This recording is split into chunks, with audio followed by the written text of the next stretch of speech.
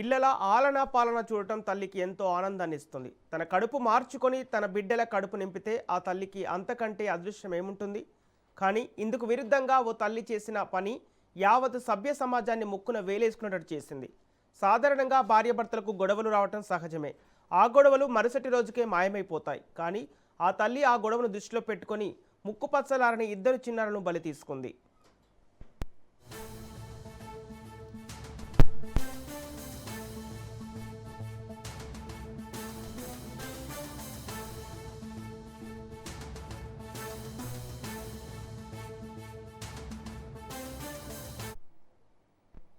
ఖమ్మం జిల్లా గాంధీనగర్లో విషాదకర ఘటన చోటు చేసుకుంది. ఇద్దరు చిన్నారులకు విషమిచ్చి తల్లి ఆత్మహత్యకు యత్నించిన ఘటన స్థానికంగా కలకలం రేపుతోంది. వేదిక్ కుమార్, తనీష్ అనే ఇద్దరు చిన్నారులకు తల్లి విషమిచ్చి చంపింది. ఇక ఈ ఘటనలో ఇద్దరు పిల్లలు అక్కడికక్కడే మృతి చెందారు. అనంతరం తల్లి కూడా అదే విషయం తీసుకొని ఆత్మహత్యకు యత్నించినట్టు తెలుస్తోంది. స్థానికులు ఇది గమనించి వెంటనే ఆమెను హుటాహుటిన సమీప ఆసుపత్రికి తరలించారు. ప్రస్తుతం ఆమె పరిస్థితి విషమంగా ఉన్నట్లు వైద్యులు వెల్లడించారు. ఇదే అంశానికి సంబంధించి పూర్తి డీటెయిల్స్ మా ప్రతినిధి ఉపేంద్ర అందిస్తారు.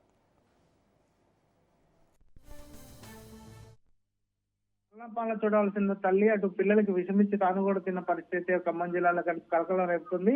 ఇద్దరు పిల్లలు కూడా మృత్యువాత పడ్డ పరిస్థితి కనిపిస్తుంది. ఇక తల్లి తను అంటే సభ్యసమాన్ని ముక్కును వేలు వేసుకునే విధంగా కూడా ఈ ఘటన మాత్రం పలువురిని కంటతడి పెట్టిస్తున్న పరిస్థితి కనిపిస్తుంది. కానీ కన్న తల్లి ఇటువంటి ఇలా చేష్టలు చేయడం మాత్రం చాలా ఇబ్బందికరంగా ఉందని చెప్తున్నారు. ఏదైతే ఎదలాపురం మున్సిపాలిటీ పరిధిలోని 7వ డివిజన్ గుర్రాలపాడు గ్రామానికి చెందినటువంటి బొబ్బిలి ఏదైతే లింగరాజు, స్వాతి ఇద్దరు కూడా దంపతులు గత కొన్ని నెలలుగా కూడా ఈ కుటుంబ అవసరాల కోసం ఖమ్మం 3 టౌన్ ప్రాంతంలోని గాంధీనగర్ లో అయితే నివాసం ఉంటున్నారు. అయితే ఇక్కడ లింగరాజు అక్కడే స్థానికంగా ఉన్నటువంటి ఒక సెల్ ఫోన్ షాప్ లో కూడా వర్కర్ గా కూడా చేరి అయితే అటు జీవిస్తున్న పరిస్థితి కనిపిస్తుంది. అయితే కొన్ని నెలల క్రితం ఆ సెల్ ఫోన్ యజమాని ఆర్థికంగా ఇబ్బందులు ఉండటంతో షాప్ నడవట్లేదు, నువ్వు వేరే వర్క్ చూసుకో అని చెప్పేసి లింగరాజు చెప్పడంతో లింగరాజు ఏం చేయాలో తెలియక కూడా కొంత ఇబ్బందులు పడుతున్న పరిస్థితి కనిపిస్తుంది. సొంత ఊరు వెళ్లి ఇద్దరు కూడా గుర్రాలపాడు వచ్చి ఏదైనా పని చేసుకున్నామని చెప్పేసి భార్యకి నచ్చ చెప్పాడు. కానీ ఇద్దరు కూడా ఆమె ఒప్పుకోకపోవడంతో ఆయన